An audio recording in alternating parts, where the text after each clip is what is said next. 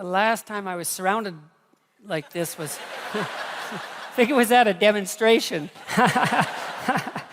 Anyways, it's lovely to be here in this amazing building and in this amazing city and, well, also in this amazing country. We've had a wonderful time in Australia so far. This is the second time I've been here, and it's gone extraordinarily well both times, and I don't know why that is exactly, but something's working, and so I appreciate that very much. It's very good of you to take the time out this afternoon and to take the trouble and to come and listen to an hour and a half of ideas. That's a strange thing for you to choose to do, but personally, I'm very happy about it. So I think we'll get right to it. I want to cover a fair bit of psychological territory today. I'm going to try to integrate 4 of the rules from 12 rules for life. The first rule is stand up straight with your shoulders back, and it's really a description of the ancient nature of hierarchies, their almost universal existence among living creatures, and the fact that you have extraordinarily ancient and profound neurological systems that really govern your psyche, that process hierarchical information. It's such an important psychological fact to know. I don't know if there's another psychological, biological fact that's more crucial than that. It's the serotonin system is the system that tracks hierarchical information, and it's so crucial that it actually sets up your brain in utero. So it's the master control system of the brain. If you thought about the brain as a symphony, which is actually a pretty good way of thinking about it from a metaphorical perspective, the serotonin system would definitely be the conductor. So there's rule 1, and then there's rule 7, which is do what is meaningful, not what is expedient. And it's also, at least in part, a neurological chapter, because one of the things I learned really a lot from reading Russian neuropsychology, strangely enough, the Russians had great neuropsychologists, was that the sense of meaning, the sense of engagement that characterizes life when life is progressing in the manner that you would like it to progress is actually an instinct. It's not a cognitive phenomenon. It's not a second-order consequence of thought. It's way deeper than that. It's an extraordinarily profound instinct. And so that's really worth thinking about, assuming, as you might, that we're adapted creatures and that our instincts guide us in the world so that we can survive and so that we can reproduce and so that we can exist over long periods of time. The fact that an instinct of that depth exists and that it's associated with the sense of vital engagement in being, let's say, is a good indication, as good an indication as there is, that there's something truly real about it. And I would say that might even be more important than the knowledge of the role that the serotonin system plays in adjudicating hierarchical position. Because we tend to think of meaning as something that people create as a secondary consequence through thinking or through philosophy or something like that. And when we think that, it's easy to criticize it. It's easy to become cynical about it. It's easy to lose faith in it. But when you understand that it actually is a much deeper phenomenon than that, and that the cognitive elements, the philosophical elements, are sort of like, well, they're like the fronds on the top of the pond on a plant system that has unbelievably deep roots that go way down into the water. There's something about that that's much firmer and more solid. And I think the evidence that meaning is an instinct, a deep, deep instinct, is overwhelming. I don't think that popular knowledge has caught up with that. I mean, the research it's not new, but it's been done, I would say, in the main in the last 30 years or so, and mostly by psychobiologists, like people who are really on the hard science end of psychology. And their work is difficult. It's technically difficult. It involves a lot of neurobiology, neuroanatomy, psychopharmacology. It's hard work. It's hard going, but it's unbelievably useful. I have 2 books in my reading list, by the way, at jordanbpeterson.com. If you're interested in this sort of thing, one is by a man named Jaak Panksepp, who was an absolute genius. He died a few years ago, unfortunately. I think he deserved a Nobel Prize, and you never know, maybe he'll still get one. Because he discovered whole circuits, mammalian circuits, that no one knew existed. So, for example, Panksepp outlined a play circuit in mammals. There's a separate biological play circuit in mammals. And it's a big deal to discover an entire new neurological continent, right? That's a big discovery. And that wasn't all he did. It was one of many things he did. So the book is called Affective Neuroscience, which is a rather intimidating title. It means emotional neuroscience. And you wouldn't think you'd necessarily pick up a book on neuroscience for a light read, but it's actually a very readable book. It's the people who work on emotions in neuroscience tend to be a little bit more romantic for scientists, and they're a little more interested in story and narrative. And so he tells a whole sequence of stories in affective neuroscience, and it's a very readable book, and it's a great book. If you're interested in psychology, I would highly recommend it. And then there's another book there called The Neuropsychology of Anxiety, which was written by a man named Jeffrey Gray, and that damn thing's, that's hard. That's like a 6-month slog, that book. I mean, he had an absolutely encyclopedic knowledge of animal behavior and neurobiology and psychopharmacology. And I don't know how many references there are in that book, 2,400, something like that. And he read them. He didn't just cite them. And not only did he read them, he also understood them and integrated them. And so it's a tough read, but man, I tell you, there's really something to that. So a lot of what I'm going to talk to you about tonight, although not all of it, is derived from those books. And so I would recommend them if you'd like to go more deeply into these sorts of topics. And so that's Rule 7. Do what is meaningful, not what is expedient, because meaning is an instinct. And meaning is the instinct that guides you in life across the totality of life, right? What's expedient, that's what you might want to do right now in an impulsive sense, right? Because you're driven forward by, anger or anxiety or frustration or disappointment or despair, some sort of one-eyed motivational monster that's got you in its grip that really isn't considering everything at once, right? Like considering your life tomorrow or your life next week or your family's life or maybe even your well-being half an hour from now, because you lash out in anger, and you can, people do that. It's understandable. Sometimes it's even necessary, but it's not wise generally. And the instinct for meaning seems to be a consequence of the integration of all of those underlying motivations and emotions with social being, and then the manifestation of something like the proper pathway forward.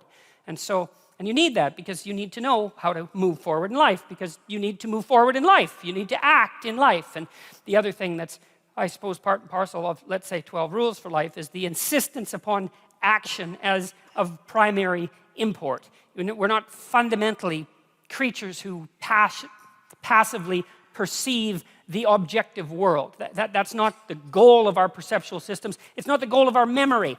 The reason that you have memories isn't to remember the past.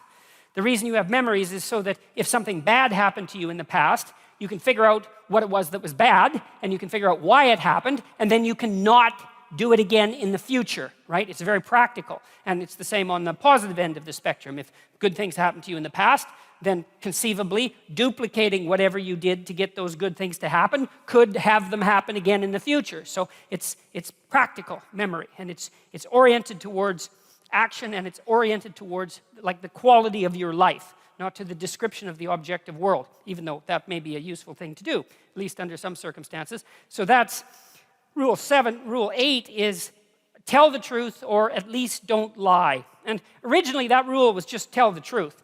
But then I thought about it, which you should do if the rule is tell the truth.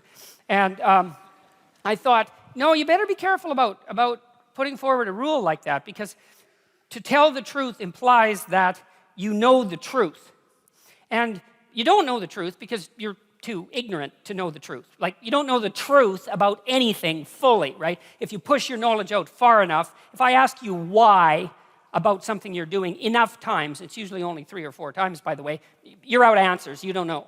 And same generally if I ask you how something works. Like, so how does a helicopter work? Well, the little whirly things spin, and I don't know, this thing like rock-like entity rises into the air. It's like, really, that's a pretty sad explanation.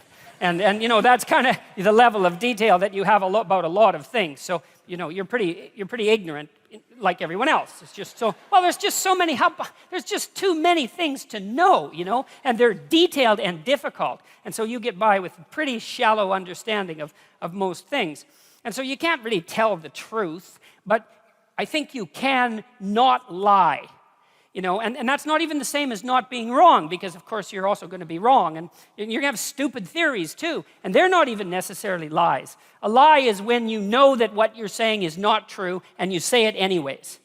That's a lie, and it's a lie that you've decided yourself on the basis of your own knowledge. That's a lie. You've decided that. That's your own moral judgment. And so I rewrote the rule to suggest that it's not a good idea to say things that you know not to be true. And I would say, by the way, as a practical issue, it's also a worse idea to write things that you don't think are true. Because, your mind is organized at the highest level of abstraction in language. And it's important that your mind is organized, because if you're not organized, then you're disorganized, and then things don't go well for you in the world, just like they don't go well for anything that's disorganized. And so you have to be very careful with what you say and what you write, writing especially, because it's focused speaking, it's focused speech, right? It takes more intense thinking. So in some sense, writing is even deeper than speaking. But you don't want to speak things that you believe to be untrue, and you certainly don't want to write them, because that changes you, and it changes you in the direction of the deception that you're undertaking while you do the speaking or the writing. And you might think, nah, I can write whatever I want and I can just leave it be. But that's not true. And the reason for that, in part, is because your knowledge is shallow.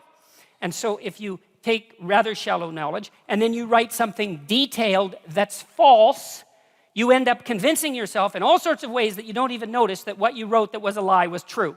And then you're stuck with that. And it's not stuck with it psychologically exactly, although it's also that. It's stuck with it neurologically, because when you learn things and you make new connections, you change the structure of your brain, and then that's that. I mean, you know, it's plastic to some degree, but you're messing around with your psychophysiology, and that's a bad idea. And you know it's a bad idea because you kind of know, like everybody knows, that if you want to get through the world, if you want to get from point A to point B, if you want to get to wherever you're going, it'd be good to have a map.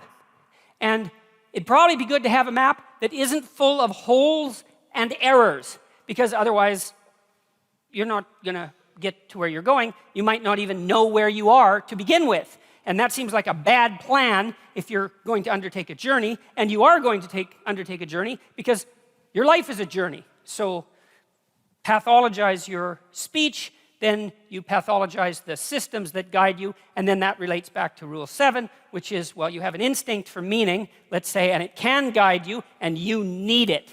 And then if you pathologize it by introducing material that you know to be untrue, then you distort and warp and pathologize the very structure, the very feeling that you need to place yourself firmly in the world. And then you can't rely on yourself.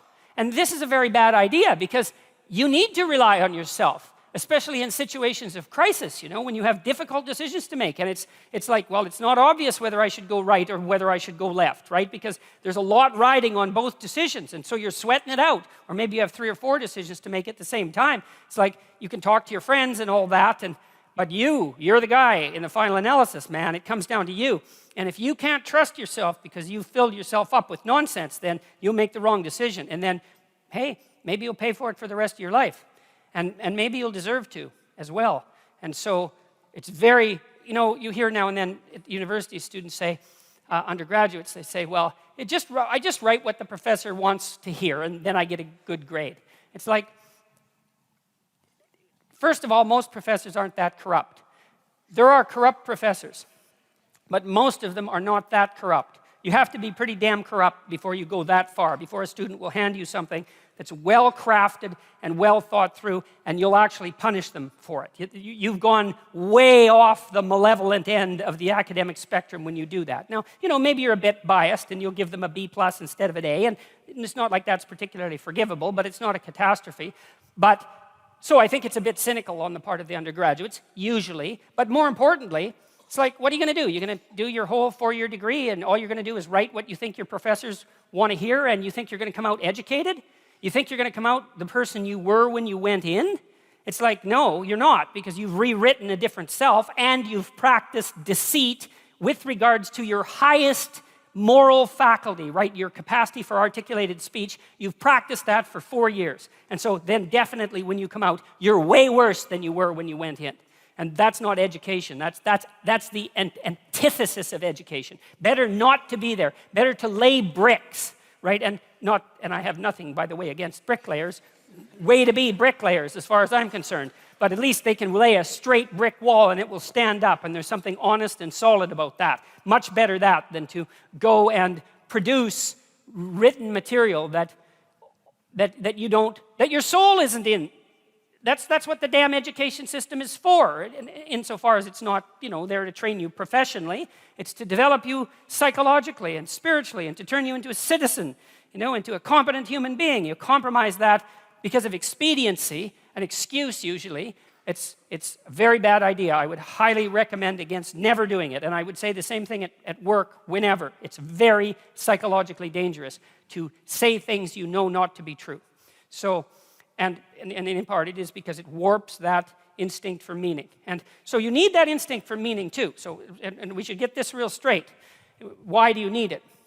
Well, you need it because life is really, really difficult, right? I mean, people have a rough time of it. There's plenty of suffering in life, and everyone is going to encounter it, right? You learn this as a clinical psychologist, and you know this generally, unless you're an extraordinarily fortunate person. You don't have to talk to someone for very long and really talk to them and get beneath the surface until you find, there's a tragedy or 2 or 3 or 10 lurking not very far beneath the surface. Someone in the family is very ill. There's a childhood history of extreme pathology, alcoholism somewhere in the family, maybe a touch of insanity. Someone has cancer. An older relative is dying. There's financial trouble. There's economic trouble. There's marital trouble. It's like life is trouble. And now, that doesn't mean it's all trouble, but man, it's trouble. And sometimes it's a lot of trouble. And sometimes it's so much trouble that you can barely stand it. And you see that because people get depressed and they commit suicide. And the reason they do that is because they think not being is better than being. And that's quite the decision, So, and it's not that uncommon among people who are depressed.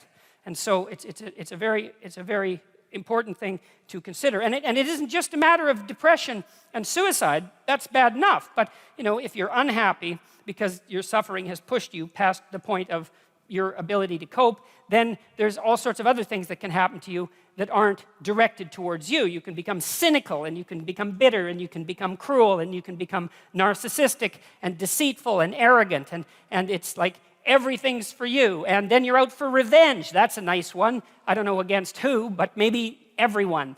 Maybe even including you, because you're not happy about the role you've played in generating your own misery. I mean, there's a lot of darkness underneath the suffering. And so, and that's an ever-present existential danger for human beings, We're aware of the future. We're aware of our fragility. We're aware of our mortality. It's something that makes us truly unique, truly conscious in a way that no other creature is, and capable of things that no other creature can do, but also bearing an unbelievably heavy existential load. We're the only creatures that have to always contend with the fact that we're finite and that everyone we know is in the same position, that allied with the suffering. And so that's there all the time. And even in the brightest moments, in some sense, in Renaissance paintings, in still lifes, they used to put a memento mori often in the still life, like a skull somewhere in the corner, or sometimes in a very strange perspective, so that you could only see the skull if you were standing like right beside the painting instead of dead on. But the idea was to always remember, that everything that exists is tainted or touched with the taint of mortality.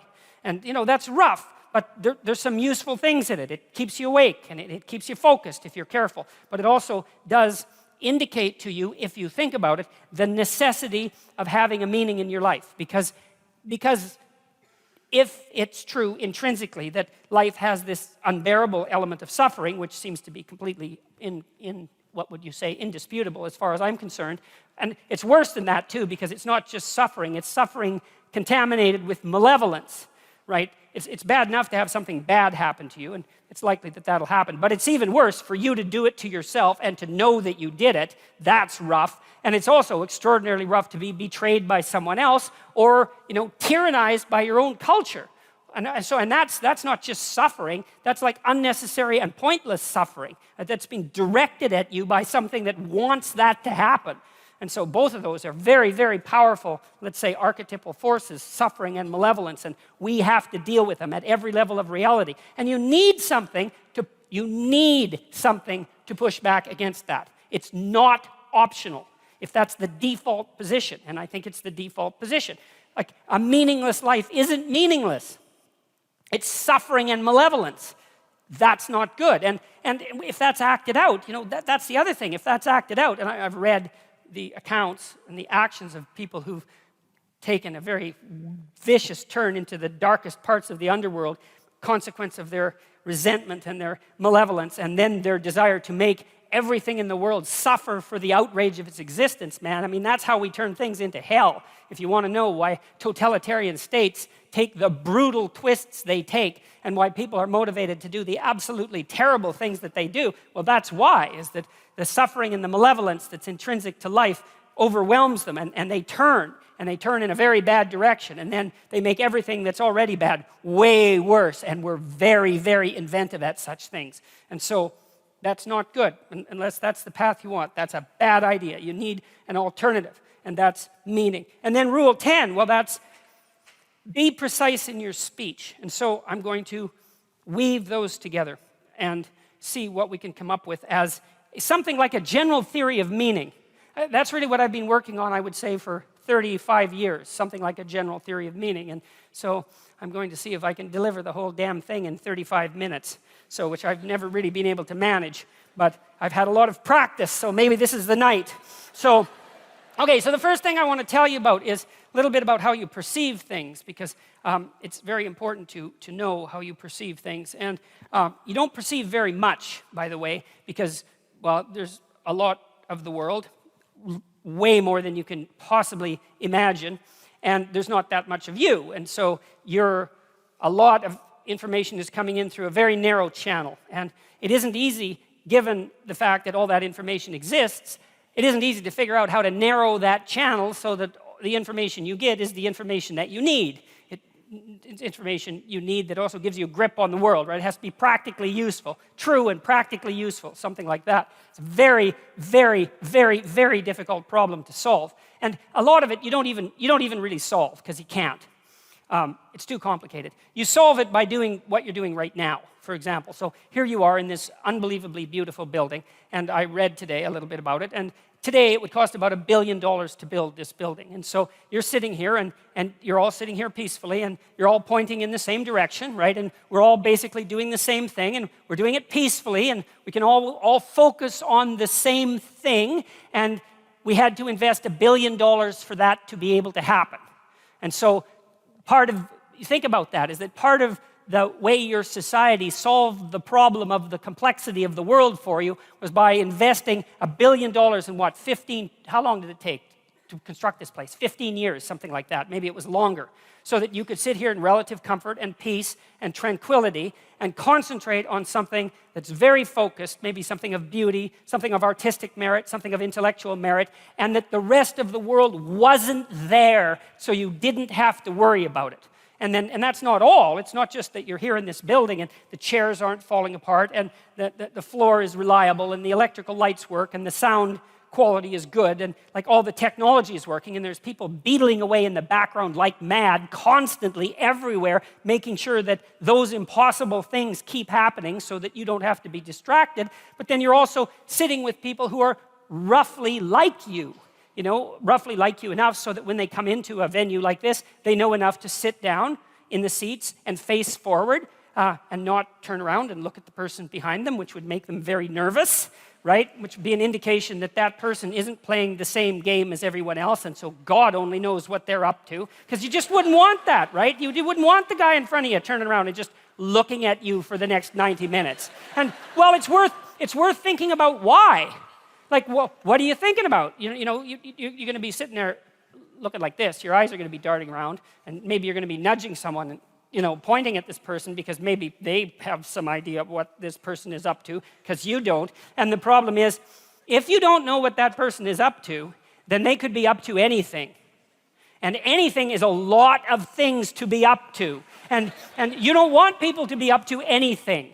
You want them to be up to the one or two things they're supposed to be up to while they're with you in this narrow place that you occupy, right? And that's sort of the hallmark of a civilized and socialized person, is when we interact under 90% of conditions, 99% of conditions, you show me your persona. It's just a very narrow slice of yourself, and I show you mine at the bank, say, or at the grocery store, when we pass each other casually in the street.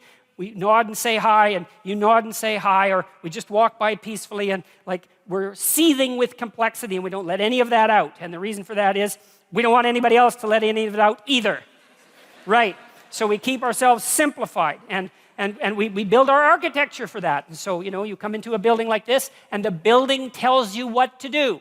The chairs are all aligned. The chairs say, sit on me, right? The chairs are all facing the same way in kind of a semicircle, and they say, face the stage. And there's a stage. And so you come in here and all the perceptual problems are solved. And so there's all this technology and there's all this expense, and then there's the shared culture that enables you to know that this is something like a theatrical experience. And so what you do at a theatrical experience is come together as a group and remain silent but attentive, participating in that manner, and watch and listen to the main performance. And you all know that. It's part of the shared culture. And so that shared culture is also enabling you to perceive what you're perceiving right now as a protective mechanism.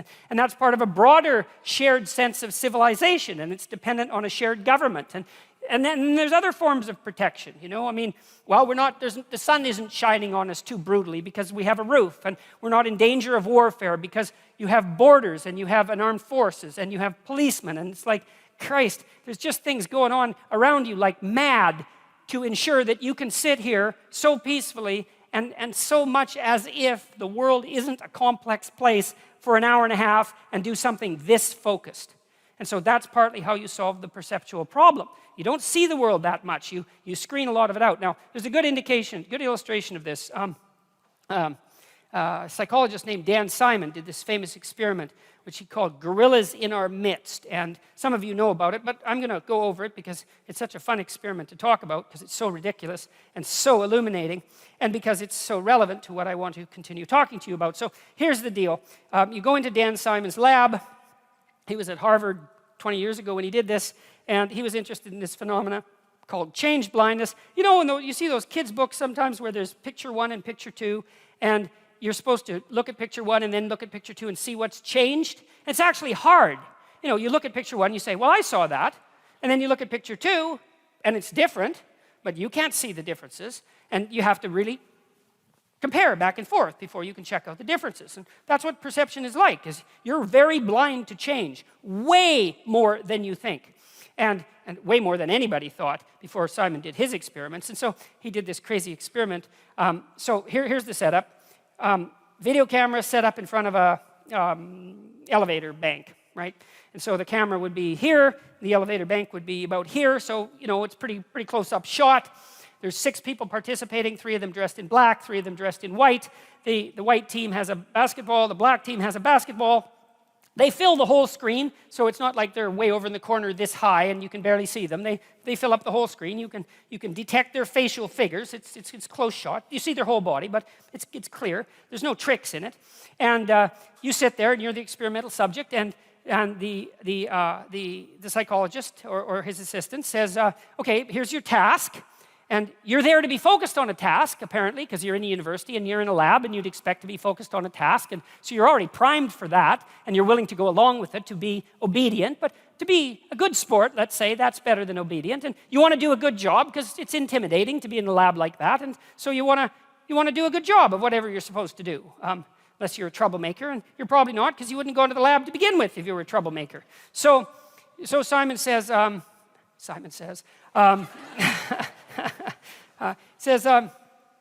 count the number of times, like the white team is going to throw a basketball back and forth, a variety of ways, for 3 minutes. Just count how many times they manage it, and they're going to bounce it and throw it directly and all that. And so the black team and the white team start to mill around on the video, and they're tossing the basketball back and forth, and you're watching the basketball very intently with the central part of your vision. Now, the central part of your vision is very high resolution, and you can tell this. It's pretty easy. I'll show you. I don't know. No, this probably won't work because I think the theater is too big to do it.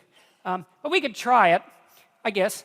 So look at my finger, all right? But pay attention to my face. Now that's hard because usually when you pay attention to something, you look right at it. But I don't want you to do that. I want you to pay attention to my finger and look at my face. And what should happen, except perhaps for those of you who are quite a distance at the back, is that you'll notice that you actually can't see my facial features. So for example, if I look at even somebody in the 3rd row, if I look directly at you, I can see your facial features fine. I can tell you have glasses. I can't tell if you're male or female. I can't distinguish you from the chair, and it has nothing to do with you. Right. But you don't have to move very far away from central vision before it becomes extremely low resolution. And so that's how your visual system is set up. High resolution in the middle, low resolution as you move towards the periphery, until like out here, I actually can't tell how many, I know how many fingers I have. Well, 5 if you include the thumb, but I can't see them. If I move them, I can see them better.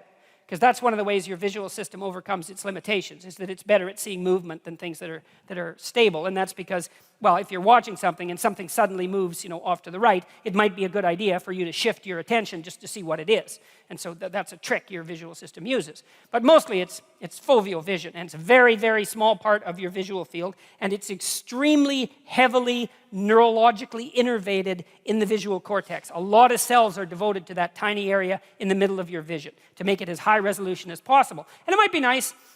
Eagles have two fovea, by the way. They can see better than human beings. Their eyes, bald eagles, their eyes are as big as human beings, and they can see better than we can. They're the only animals that can do that. They have two fovea. But you can't have that high resolution vision across the entire span of your eyes, because then your head would have to be this big to carry that much brain around, and obviously that would be hideous and also counterproductive. So we do the best we can, and what it means is that we're blind to a lot of things that we don't think we're blind to. So anyway, so you're playing Dan Simon's game, and you're counting the number of times that the basketball is tossed back and forth between the white team, and he says how many times, and you say, being a good experimental participant, you say 16, and you're right, and he says you're right, and you think, oh good, I'm smart enough to participate in a psychological experiment, and you feel good about yourself, it's a little self-respect boost, let's say, because you passed the test. And then Simon says, did you see anything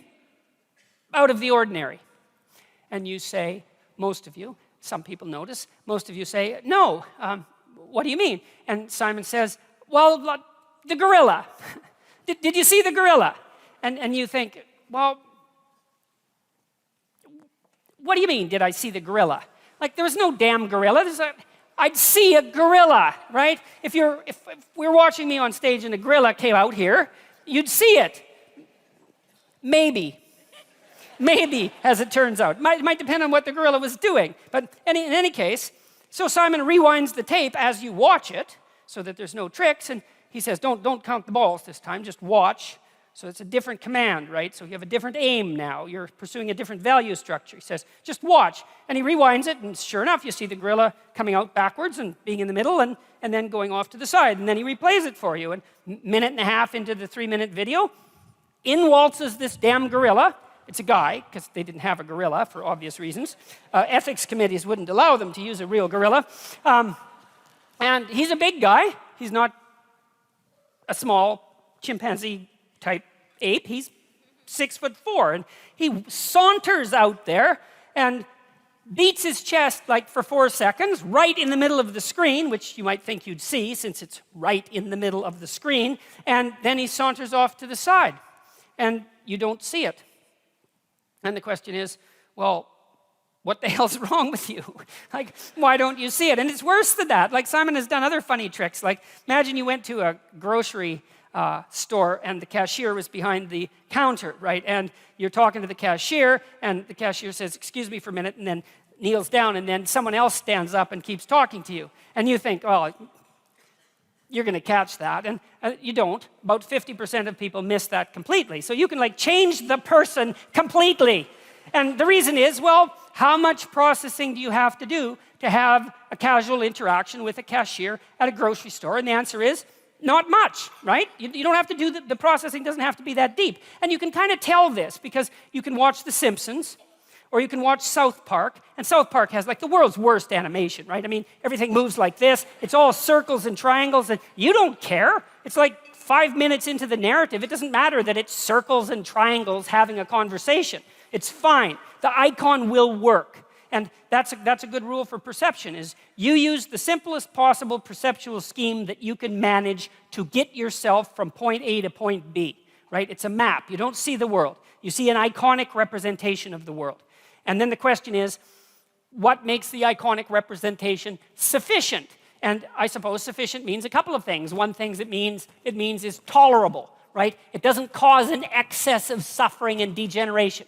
It has to be functional, right? And then maybe a more specific example of that would be, well, it has to work, like a map works. A map is a low-resolution representation, but it's a good enough map if you use the map and you start at point A and you happen to be at point A, which is a good beginning for a map, and then you use the map and you get to point B and you think, good enough map. And that's really, that's us. That's how we think. That's how we That's how we construe the world. Our maps are really, the stories that we use in the world are really the maps we use to guide us. And they have perceptual implications, but that's essentially what you do. So now the question is, all right,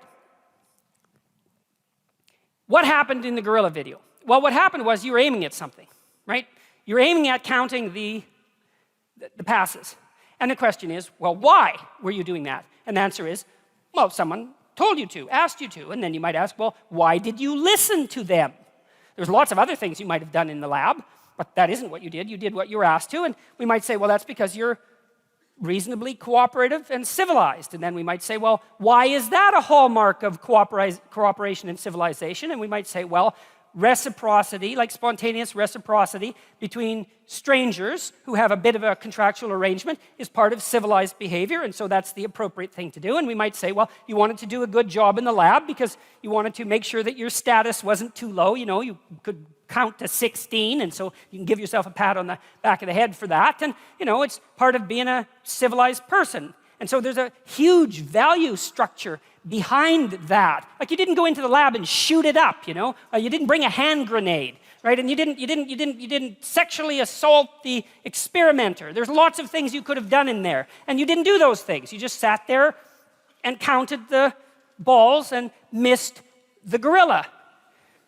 Okay, so, and there's complicated reasons for that. There are deep reasons for that.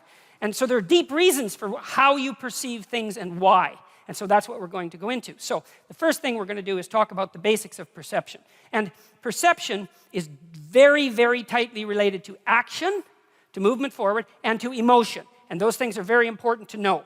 They're very tightly associated. So for example, you live in a map, let's say, or a story, and the story is, wherever I am isn't as good as it could be, and so I'm going to go somewhere that's somewhat better. And, you know, that can be of different time frames. Maybe you've got a plan for the next minute.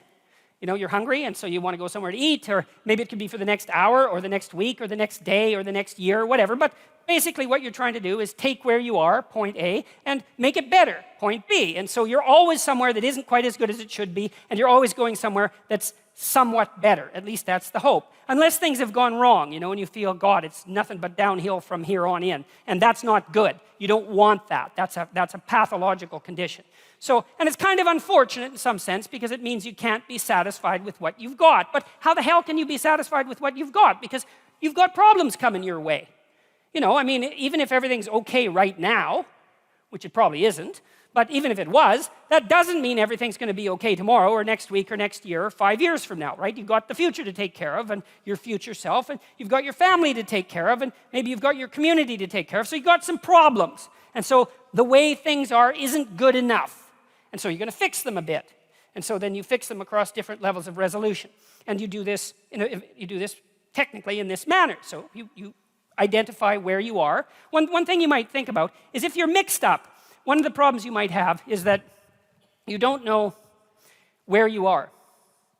Lots of times people have to go to therapy or talk for a long time to someone to find out where they are, because your experience might have scattered you everywhere, and you feel that that you've come apart at the seams, right? That things have fallen apart around you, that you're in chaos. You don't know where you are, and so then you're in trouble, because how the hell are you going to plot a course forward into the future if you don't know where you are? And so maybe you have to bring yourself up to date. I have an exercise online, by the way, at a place called Self-Authoring, which is called the Past Authoring Exercise, fittingly enough. And what it asks you to do is to write an autobiography. It's a guided autobiography, and it can kind of bring you up to date. And you can know if you need to be brought up to date. It's fairly straightforward. If you're obsessed by memories of the past, more than 18 months old, and most of those are negative, so anxiety-provoking most often, then there's a lot of you that's stuck in the past. And what that means is you didn't map the territory well enough, and the parts of your brain that are alarm systems, anxiety systems, are saying, no, there's holes in the way you're looking at the world. There's holes in the way that you're looking in the world. And you fell in them once, and you don't know where they are, and you don't know how to fill them, and you don't know how to walk around them, and so you can't forget them, you can't forget them, you can't forget them, you can't forget them. So you have recurring nightmares, for example, are a good example of that sort of thing happening. But in any case, if you have memories like that, you remember them, they make you feel anxious and negative, you're stuck back there. Your body is still reacting as if there's an emergency that could happen again that you haven't fixed. And it doesn't matter if it was your fault. That's irrelevant, because the